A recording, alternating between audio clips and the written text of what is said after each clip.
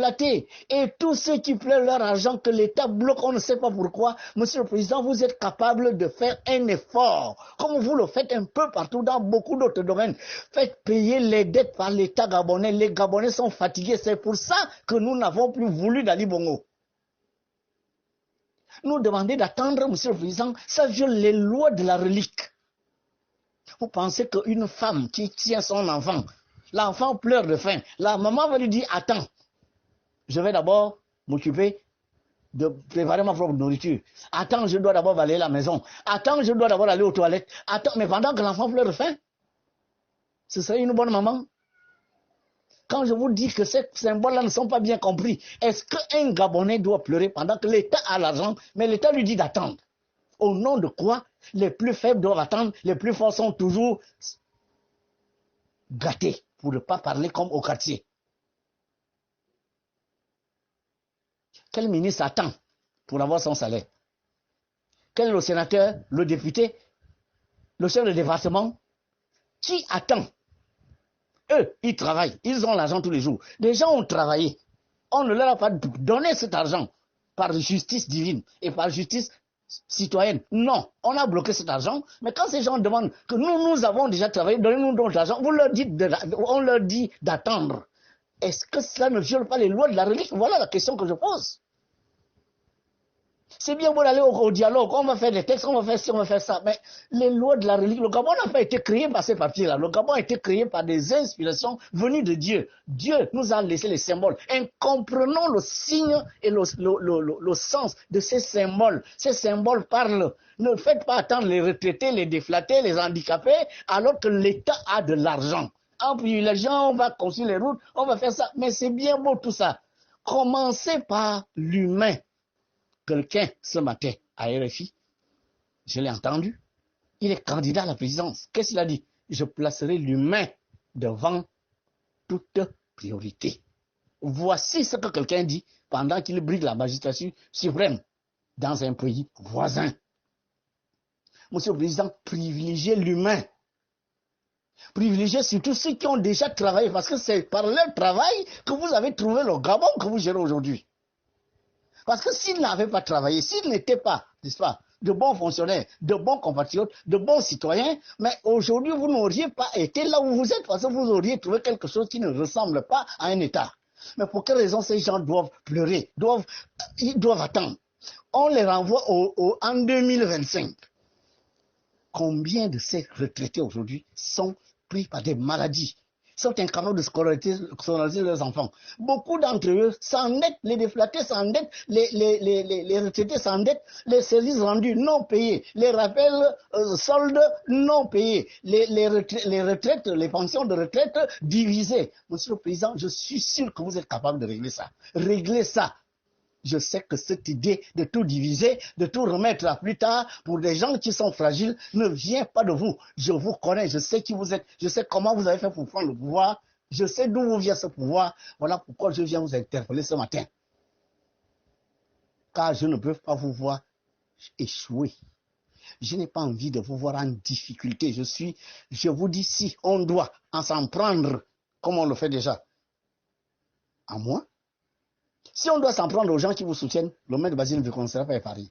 Je serai parmi les premiers que l'on va dire, allez chercher ce vieux-là, qui soutient tout ce monsieur, alors que je n'ai pas besoin de votre reconnaissance. J'ai besoin que vous soyez un bon président pour le peuple gabonais. Le peuple gabonais, c'est d'abord les humains. Avant les immeubles, avant les routes, avant ci, avant ça. Les humains. Monsieur le Président, un humain mange 3 fois par jour. Une route peut attendre 10 ans pour recommencer les travaux. Une route peut être inachevée et rester là pendant 6 mois. Personne ne mourra. Mais ceux qui vont mourir, c'est celui qui n'a pas mangé hier. Il n'a pas mangé aujourd'hui. Il n'a pas pu se soigner hier. Il n'a pas pu scolariser ses enfants. Quand il voit les enfants des autres aller à l'école, sachant que l'État lui doit des millions, il est stressé. Il est tendu. Et parfois, c'est des AVC qui n'en finissent plus au Gabon.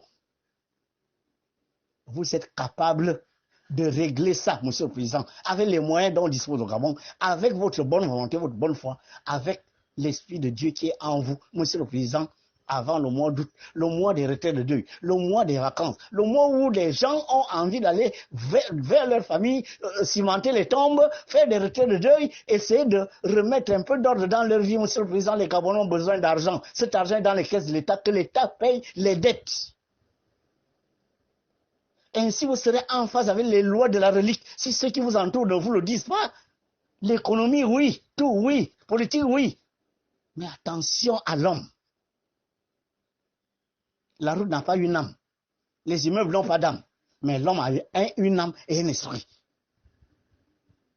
Un homme fâché contre vous à raison devient une bombe, une arme. Il est très dangereux par les mauvaises pensées qu'il vous dirige, par les mauvais sentiments qu'il a contre vous. Car, je le disais à quelqu'un, il ne m'écoutait pas aujourd'hui, il est où? Je lui ai dit attention aux malédictions. Attention aux malédictions. L'homme est très dangereux. Ce n'est pas par les armes que l'homme va forcément réagir, ou par les... j'en sais rien. Il y en a qui sont là dans leur coin et ils vous maudissent en permanence. Ils projettent sur vous des mauvaises pensées, des mauvais sentiments. Moi, le maître Basile de Conti, voit tout ça depuis les plans spirituels. Je voudrais qu'on projette sur vous beaucoup plus d'ondes positives que des ondes négatives. Car ceux qui veulent que le Gabon retourne à l'ordre ancien alimentent, n'est-ce pas, ce genre d'ondes. Et ils sont contents que des Gabonais, n'est-ce pas, restent sur le carreau pendant que votre arrivée était là pour que le Gabonais change de vie. Et c'est ce que vous faites. Et c'est ce que vous vous battez à faire, mais que des personnes mues par d'autres intentions veulent empêcher. Par des calculs économiques, par des raisonnements théoriques. Attention à l'homme. J'ai joué mon rôle. On m'a dit de vous parler ce matin. Le dialogue d'Angoulême serait un succès, je l'ai dit. Quand vous l'avez placé sous la gouvernance d'Homme 69, vous m'avez écouté. Vous m'avez écouté quand j'ai dit qu'au Gabon, il faut des patrouilles. Pour essayer de juguler l'insécurité, vous m'avez compris. J'ai vu que vous avez fait des dons de véhicules en parlant des patrouilles motorisées et pédestres. C'est exactement ce que je disais il y a de cela 2 ans dans les différents médias, ceux qui m'écoutent. Vous m'écoutez beaucoup, Monsieur le Président. Écoutez-moi aussi quand je vous dis. Faites un effort pour que l'État paye les dettes. Les Gabonais n'en savent plus quoi faire. Que Dieu l'Éternel continue de vous inspirer.